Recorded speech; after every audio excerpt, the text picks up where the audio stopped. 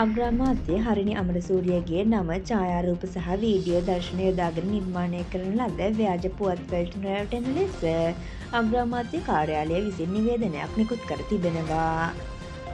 එලෙස ව්‍යාජ ලෙස නිර්මාණය කරන ලද පුවත් සමාජ මාධ්‍ය ඔස්සේ සංසරණය වෙමින් පවතින බවයි අග්‍රාමාත්‍ය කාර්යාලය ප්‍රකාශ කර සිටින්නේ.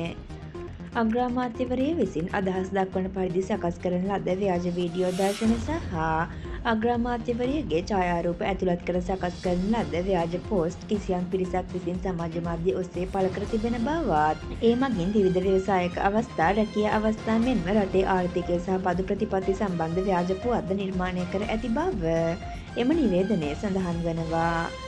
කෘතිම බුද්ධිය සහ නවීන තාක්ෂණික මෙවලම් භාවිතා කරමින් මෙවැනි අසත්‍ය පුවත් නිර්මාණය කර ඇති අතර එවැනි පුවත්වලට නොරැවටෙන ලෙස ඒ පිළිබඳ අවධානයෙන් සිටින ලෙසත් සියලු ජනතාවගෙන් ඉල්ලා සිටින බව අග්‍රාමාත්‍ය කාර්යාලය වැඩිදුරටත් පවසා තිබෙනවා.